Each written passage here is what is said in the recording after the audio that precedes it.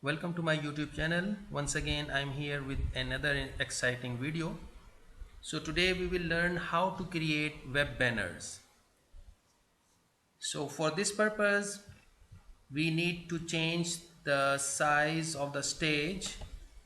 So click on edit button and change the size, change its width to 500 pixels and height to 200 pixels. Then click OK. Now we need the images what are required to be used on the banner. So go to file menu, click on import and then import to library. So I have three images with the name img1, img2, img3 and we are going to import them in the library. Click open button. So those images will be available in the library with the name image1, 2 and 3 respectively. Remember, we are having on the first layer, so change its name to img1, and on the layer img1 on the first frame we are going to drag and drop the first image. Its size is large, so I need to change its width to 500 and the height to 200, the same value what I have assigned to my stage.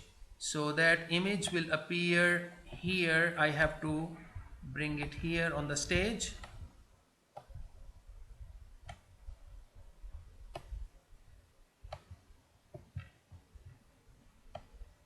So we will fit this image on the stage like this. Next, you have to convert this image as a symbol. So right click and then use convert to symbol. Change its name to img image1, image1. Click OK. Then we will create another layer. Change its name to img2 and lock and hide the image1 layer. So on image2 layer we will drag and drop the second image and then we will change its size to 500 by 200.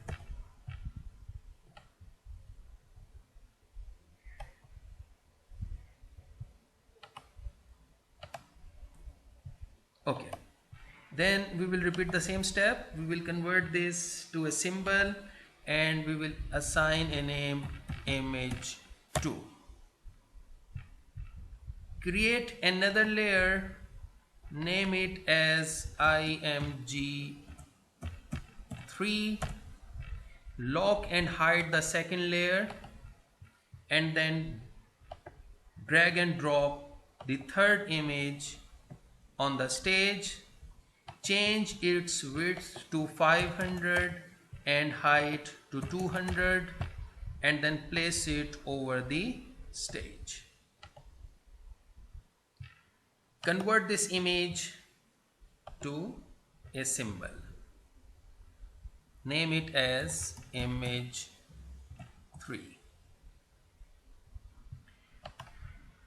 So now we will work on the first layer of image1. So click on image1 layer, unhide and unlock this image layer. We have to display this image. We have to display these images one by one. So for example, we want to display this image for 3 seconds. Then what I can do, I can change the frame per second, say 5. So 5 frames, for example, I am executing for in a single second. So for 3 seconds to display this image, you need to click on 15th frame of image1 layer, press F6 to insert a keyframe, right click between the frame number 1 and frame number 15 and then use create classic twin option. So this image will appear up to frame number 15. Now from this point to the next second, yani the 4th second, the transition should take place. In the transition, this image should disappear and the next image should appear. In order to do this, click on frame number 20th of image 1 layer and press F6, and then also apply here create classic tween. Click on the image at frame number 15, click on the image. The color effect from the properties window, you have to select alpha, and its alpha value should be 100, which is right now 100. But this alpha value for 20th frame, so bring your pointer on 20th frame, click on the image and change this color effect alpha value to 0. So you will observe that from frame number 15 to frame number 20, the image is fading. And at the same time, at frame number, now lock this image 1, hide this image 1, unlock this image 2, and show this image 2. So we will start displaying the second image from frame number 15. So right click here, insert keyframe, or press F6, and from frame number 20th, press F6 also. Right click between frame number 15 and 20th, and then use classic tween. But at frame number 15, this image color effect should be 0, while on frame number 20th, the color effect for this second image should be 100. So the transition will take place. If you unhide the image 1, you will observe the image 1 will disappear and the second image is displayed. Now unhide the image 1. Now we want to keep the second image for the next 3 seconds.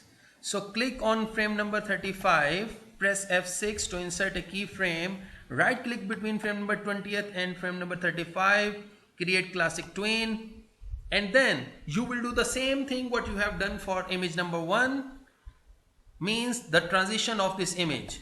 So click on the 40th frame, press F6, between 35 and 40th frame, create classic tween. At frame number 35, the image, at frame number 35, click on the image, go to properties window, the color effect should be alpha and its value should be 100. But at frame number 40th, click on the image, color effect alpha should become 0. But at frame number 35th, we want to display the third image. So click here on 35th frame, press F6, and then click on 40th frame for F6, create a classic tween between these two frames, 35th and 40th, for the third image, and then on 35th frame, the image value, the third image color effect alpha value should be 0, while on the 40th frame, the color effect alpha value should become 100. Okay. Now we want to keep this image for the next 3 seconds for 55th frame, and then press F6 to insert a keyframe, right click between frame number 40th and 55th frame and create classic tween. In order for transition, you need to click on the 60th frame and then press F6. Between frame number 55 and 60th, create classic twin again, and the value at 60th frame of this third image for color effect alpha should become 0. But at the same time, on 50th frame, we want to display the image number 1 again. So unlock and unhide the image 1 layer, click on frame number 55, press F6 to insert a keyframe, and then press F6 on 60th frame to insert another keyframe. Apply classic twin between frame number 55 and 60th. Now at frame number 55, click on the image. The value of alpha effect should be 0, and at frame number 60th, the value for image number 1 of alpha effect should become 100%. So now it is ready to use. Press Ctrl Enter to see the effect. So there is a small change which is required. You have observed that it is displaying the third image initially. It means the position of the layers matters. So each one at the top, image 2 in the middle, and image 3, third image, should be at the bottom. Now press Ctrl Enter. So you will see the first image will appear for first 3 seconds, and then the transition occurs in 1 second between the images. Okay, maybe you have observed that in your web pages you found some buttons at the bottom in order to go from to a particular image by clicking on a button.